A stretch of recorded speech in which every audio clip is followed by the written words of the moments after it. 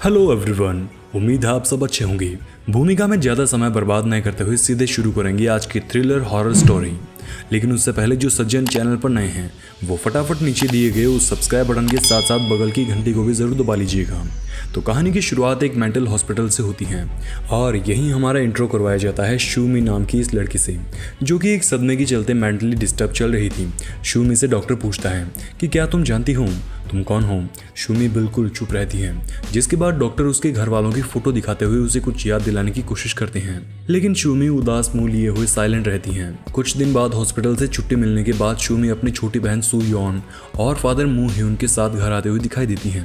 मू ह्यून गाड़ी से उतरकर घर के अंदर चले जाते हैं, लेकिन ये दोनों बहनें अंदर नहीं आती क्योंकि उनकी माँ मर चुकी थी और सौतेली माँ उन्हें थोड़ी कम ही पसंद थी। सो दोनों बहनें कार से उतरकर सीधा लेक की तरफ चली गईं और मौसम का लुत्फ उठाने लगीं। लेकिन तभी पिता इन्हें अंदर बुलाने के लिए आते हैं, जहां उनकी मुलाकात अपनी सौतेली माँ से होती है।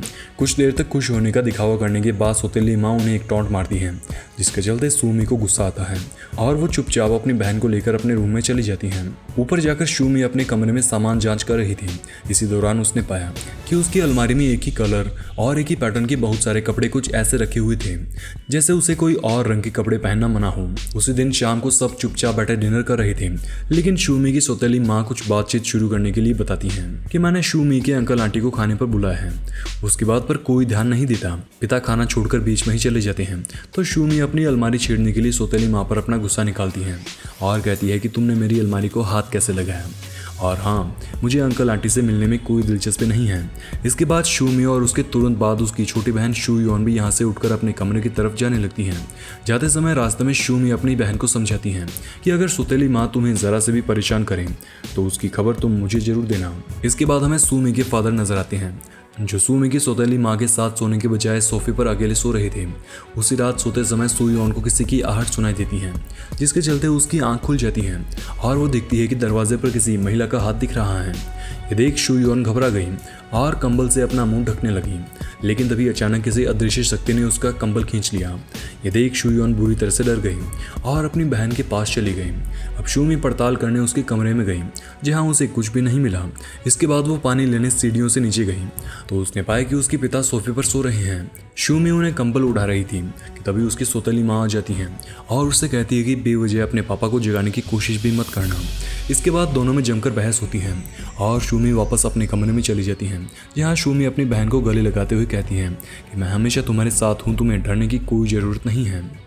इसके बाद दोनों बहनें सो गई, लेकिन कुछ देर बाद शूमी का एक बुरा सपना आता है, जिसमें उसे एक खून से लथपथ हाथ दिखाई देता है। शूमी की आंख खुलती है और वो देखती है कि कमरे में वास्तव में एक अजीब सी औरत मौजूद है, जो कुछ ही सेकंड्स में उसके ऊपर उड़ने लगती है।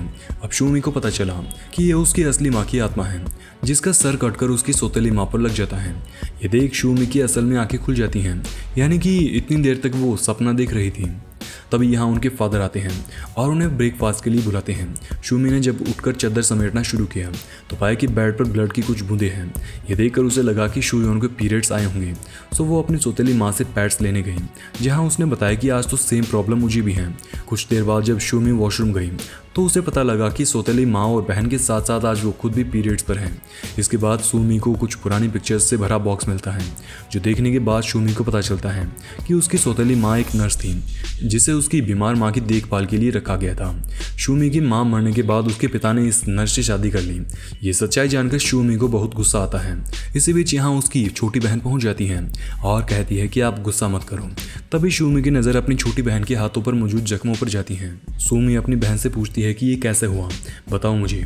शू यॉन उसे कुछ नहीं बताती, जिसके चलते शूमी को और ज़्यादा गुस्सा आ जाता है, लेकिन शू यॉन अब भी कुछ नहीं बताती और अपना हाथ छुड़वाकर यहाँ से चली जाती है। शूमी को लग रहा था कि ये सब उसकी सौतेली माँ ने किया है, सो वो सीधे सौतेली माँ के पास गई और ऐसा करने के पीछे वजह पूछने लगी।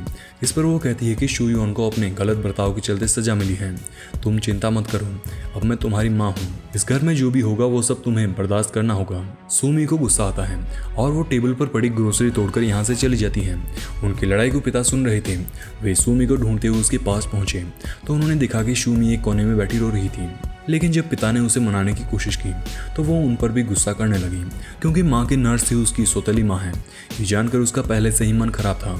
उसे शाम सू मी के अंकल और आंटी खाने पर आते हैं, लेकिन आज डिनर में वो दोनों बहनें नहीं थीं।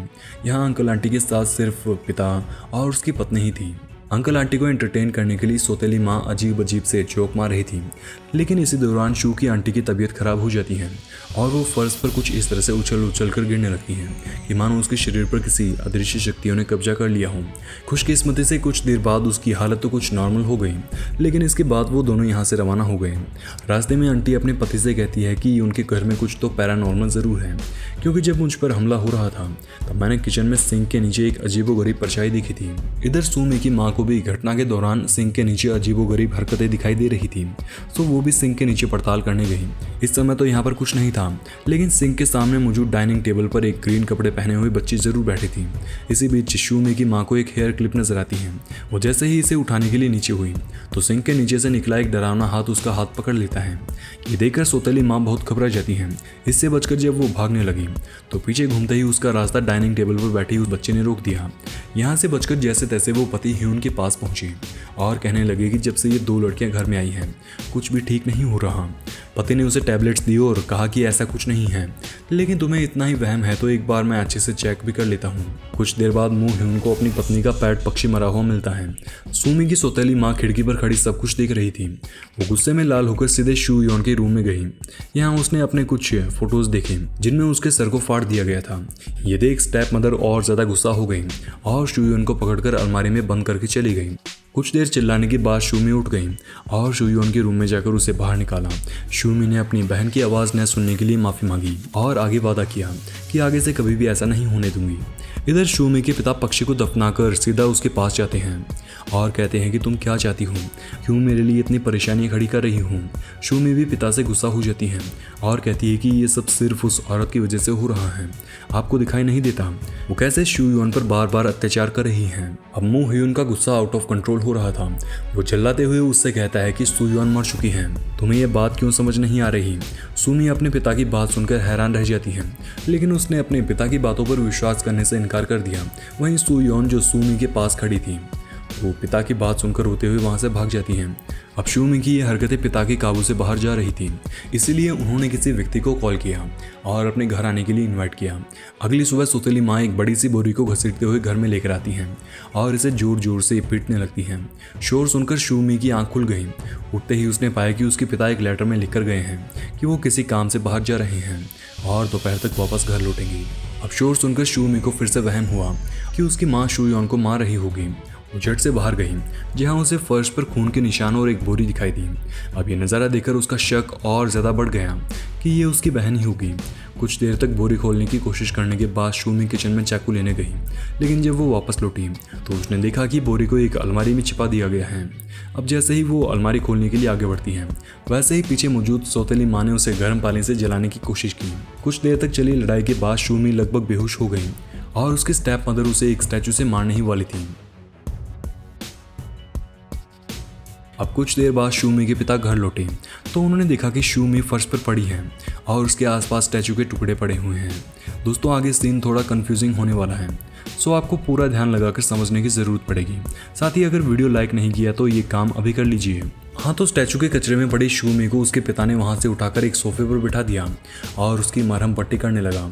लेकिन पिता से कैमरा जब शू मी की तरफ गया तो यहाँ हमें शू मी की जगह उसकी सौतेली माँ दिखाई देने लगी। अब यहाँ हमें तो शू मी दिखाई दे रही थी, लेकिन पिता अब भी शू मी ही कहकर उसे बुला रहे थे। वो कह रहे थे कि शू मी, मैंने तुम्हारे लिए हॉस्पिटल से डॉक्टर से बात कर ली है, तुम्हें अपने इलाज के लिए जल्द ही वहाँ चलना होगा। इसके बाद पिता रूम से बाहर गए और दरवाज़ा वापस खुला, लेकिन अब जो नज़ारा दिखा उसे देख सौतेली माँ स्तब्ध रह गई, क्योंकि उसने देखा कि दरवाजे पर शू मी की असली सौतेली माँ खड़ी थी। उसने रोते हुए शू मी का नाम लिया, लेकिन अब जब कैमरा वापस घुमा तो हमें सोफे पर शू मी ही दिखाई देती है। चलिए अब आपका कन्फ्यूजन दूर कर देते हैं। ये अलग अलग कैरेक्टर्स जो थे उन सबको शू मी ने अपने दिमाग में ही बनाया हुआ था। सब जगह असल में शू मी ही थी।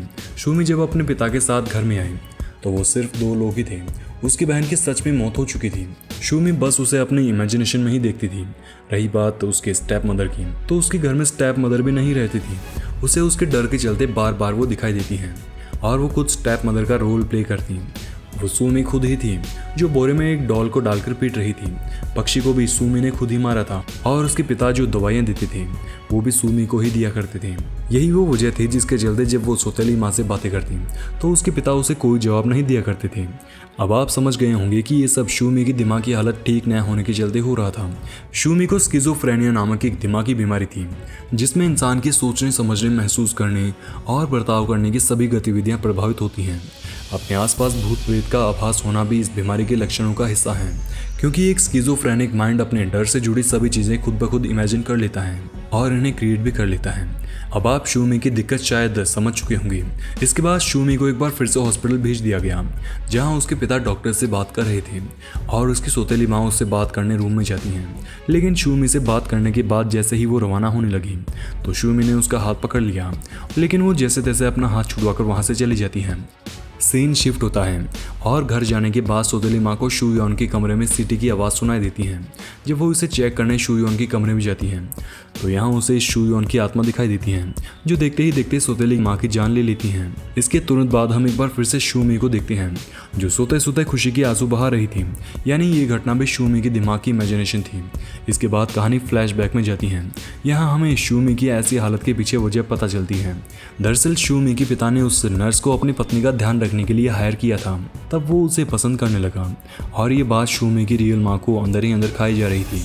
इसलिए उसने शूयॉन की अलमारी में घुसकर खुद की जान ले ली। शूयॉन ने जब अपनी अलमारी में माँ की डेड बॉडी देखी तो उन्हें बचाने की कोशिश करने लगी।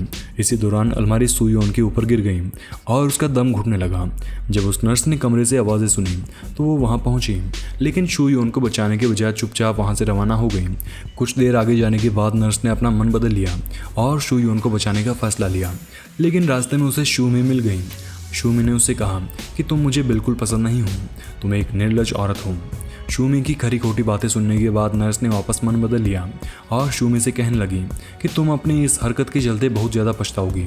जिस पर शूमी कहती है कि मैं तुम्हारे साथ खड़ी हूँ, इससे बुरा मेरे साथ कुछ नहीं हो सकता। इतना कहकर शूमी यहाँ से बाहर चली जाती हैं और पीछे उसकी बहन की भी मौत हो जाती है।